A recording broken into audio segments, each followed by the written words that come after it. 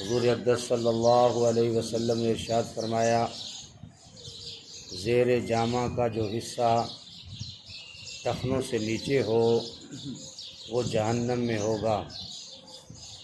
حضور اقدس صلی اللہ علیہ وسلم نے ارشاد فرمایا،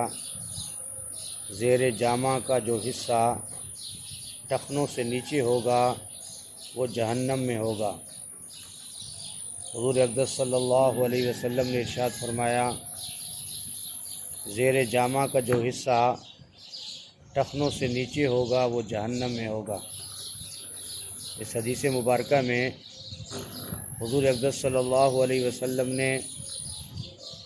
جس بات کی طرف اشارہ فرمایا ہے، اسے ذرا ایمان والے لوگوں کو، مسلمانوں کو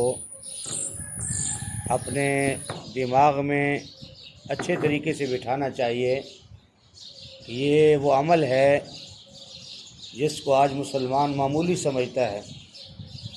بلکہ مسلمان مرد تو کیا،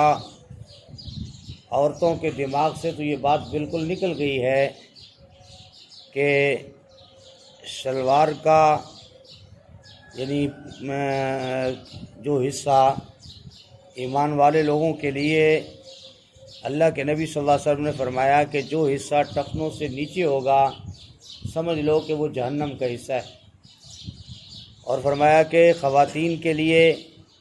تو اس کے جسم کا کوئی حصہ بھی نظر نہیں آنا چاہیے، لیکن آج کا رواج، آج کا طور طریقہ اور آج کے مرد کا اتنا بے بس ہو جانا کہ وہ اپنے گھر کی خواتین کو بھی یہ نہیں کہہ سکتا کہ آپ کی شلوار کا جو حصہ ہے اس میں جو جسم نظر آ رہا ہے اس کا بھی خیال کر۔ آج مسلمان اس کو یعنی بڑا ترقی یافتہ اور بڑے خوبصورت الفاظ لگا کر اس کو جو ہے پیش کیا جاتا ہے۔ تو میرے محترم دوستوں اور بزرگوں، نبی کریم صلی اللہ علیہ وسلم کا آگاہ فرما دینا کہ جس مرد کا شلوار کا وہ حصہ جو ٹخنوں سے نیچے ہوگا وہ جہنم کا حصہ ہے، اور اس کو جہنم کی آگ جلائے گی، کھائے گی اور جہنم میں وہ جائے گا۔ اس لیے فرمایا کہ مرد کو اپنی شلوار ٹخنوں سے اوپر رکھنی چاہیے اور خواتین کو اپنی شلوار ٹخنوں سے نیچے کرنی چاہیے تاکہ اس کا کوئی جسم کا حصہ نظر نہ آئے۔ تو فرمایا ایسا لباس جو پہننے کے باوجود انسان ننگا نظر آئے، اس لباس سے انسان کو اجتناب کرنا چاہیے، پرہیز کرنا چاہیے۔ تو اللہ کے نبی صلی اللہ علیہ وسلم نے ارشاد فرمایا، زیر جامہ کا وہ حصہ جو ٹخنوں سے نیچے ہوگا وہ جہنم میں جائے گا، اور جہنم میں ہوگا تو آج دنیا کی آگ انسان برداشت نہیں کر سکتا، تو آخرت کی وہ عذاب جہنم کیسے برداشت کرے گا کہ جس کے فرمایا جس نے تکبر کی وجہ سے پھر آدمی یہ سب کچھ کیوں کرتا ہے، فرمایا اپنے نفس میں اپنے آپ کو بڑا سمجھ رہا ہوتا ہے، تکبر کر رہا ہوتا ہے کہ مجھے کون ہے پوچھنے والا، میں چاہے سلوار کو نیچے کر دوں یا اوپر کر دوں۔ لیکن اللہ کے نبی صلی اللہ علیہ وسلم نے فرمایا کہ مسلمان ایمان والوں کی نشانی یہ ہے کہ وہ اپنے لباس کا بھی خیال کرتے ہیں۔ اپنے لباس کا خیال کرنا یہ بھی ضروری ہے کہ میں کون سا لباس پہن رکھا ہے، اور میرا لباس کیسا ہے، میرے لباس کے ساتھ کس کی مشابہت ہے۔ نبی کریم صلی اللہ علیہ وسلم نے ارشاد فرمایا کہ سفید کپڑا پہنو، اس لیے کہ وہ زیادہ پاکیزہ اور اچھے ہوتے ہیں، اور انہی میں سے اپنے مردوں کو کفن دیا کرو۔ حضور صلی اللہ علیہ وسلم نے ارشاد فرمایا، سفید کپڑے پہنو اس لیے کہ وہ زیادہ پاکیزہ اور اچھے ہوتے ہیں، اور انہی میں سے اپنے مردوں کو کفن دیا کرو۔ حضور صلی اللہ علیہ وسلم نے ارشاد فرمایا، سونا اور ریشم میری امت کی عورتوں کے لیے حلال ہے اور مردوں کے لیے حرام ہے۔ حضور اکرم صلی اللہ علیہ وسلم نے ارشاد فرمایا، سونا اور ریشم میری امت کی عورتوں کے لیے حلال ہے اور مردوں کے لیے حرام ہے۔ اس میں بھی ایک بڑی سخت جو ہے بے اجتنابی برتی جاتی ہے کہ لوگ جو ہے شادی بیاہ کے موقع پر مردوں کو سونے کی انگوٹھی پہنا دی،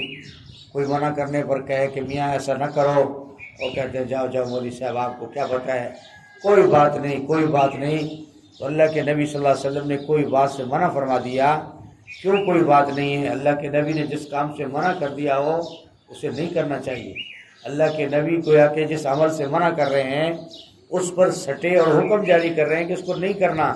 تو مسلمان کا حق ہے کہ اسے اجتناب کرے، اس کو نہ کرے۔ تو اللہ کے نبی صلی اللہ علیہ وسلم نے فرمایا